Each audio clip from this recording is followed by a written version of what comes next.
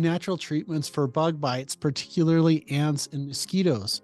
So I had a patient that just was out working out, lay down on the grass and just got eaten alive by bugs. Send me pictures, and man, everything on their back was lit up and inflamed. He's like, "What can I do? What can I do? What can I do?" And so I wanted to just share a couple ideas or recipes of what you can do for bug bites. So first thing is, there are some really neat repellents for bugs. One of my favorite ones is good old niacin. That's vitamin B number 3. For some reason, it's been my personal experience. I've lived this going to Alaska, and where there's tons of bugs, to one of our Thrivers community places. And we were up there, just tons and tons of bugs. So niacin, this is a prevention. Catnip is showing some incredible anti-bug properties, coconut oil, and then some essential oils such as linseed, lemongrass, and citronella. Now, this is not necessarily the question that the patient asked. This is the question that, a step that you could do before. If you know you're going to be going out in the woods in the wilderness, let's, get after those and do some preventative stuff. Now, if you have some itches, a couple different ways that we can do that. So number one, I love using something called choline. What it does is it helps methylation reactions. And what that means is it helps to get poisons and stuff out of the system. And so if you're looking, remember, as a Thriver, there's a discount for any of the supplements that you need, but choline has, it helps liver and gallbladder function, and the liver helps to process all basically of the toxins of the body. And in my experience, it's been really helpful for itchy problems. The other one is histamine drops.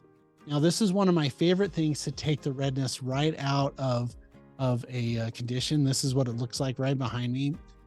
It helps with hay fever, congestion, hives, sinusitis, irritability, and stomach discomfort.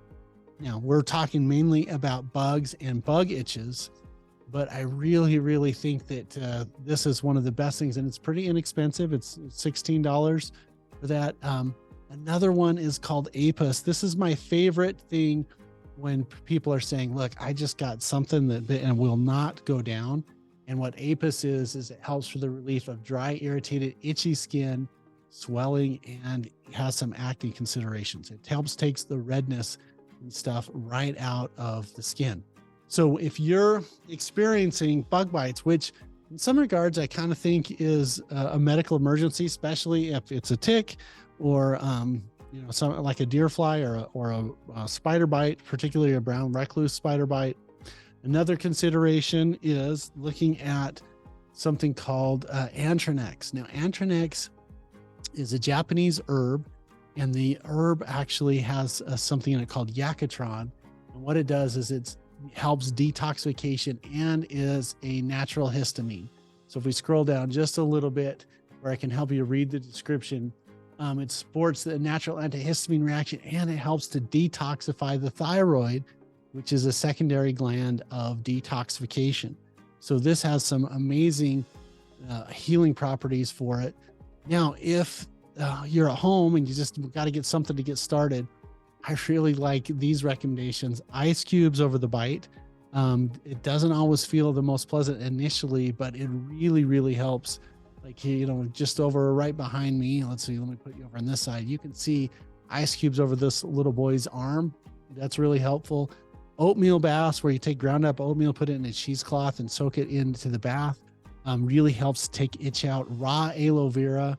And if in a really bad case, you can go over the counter Allegra.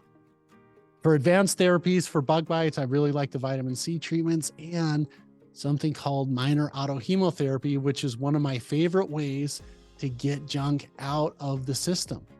Okay, so what is minor hemotherapy? So what minor autohemotherapy is it's a really old German treatment.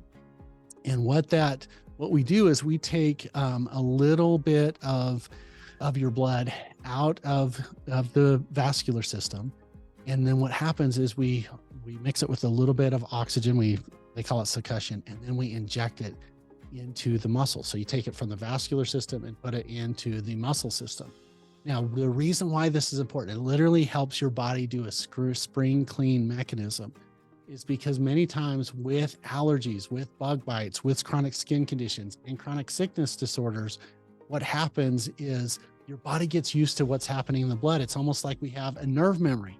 So if you go into your house and your significant other, or you go to visit your mom, or somewhere of one of your favorite restaurants, and you walk in and they're fixing something that smells good, you are immediately assaulted with all of these stimuli. It goes into your olfactory system and you're like, wow, that smells really great. And how long does it last? Just a couple of minutes. And then what happens is your nervous system takes that stimuli and then it stays that way. And so it doesn't need to keep recalibrating. And then you forget something in the car, you take your dog on the walk, you go outside, and what happens is your body, you come back in and it smells really great. Your body has recalibrated. And so that's what minor autohemotherapy does. It helps your body to recognize antigens and allergens and stuff out of your vascular system. You put it in your muscle system and it literally does a spring clean. We call that minor autohemotherapy. It's been around for about 100 years. It's a very popular and common German technique, but it's really, really good for itchiness in conditions where you just can't get that thing to go away.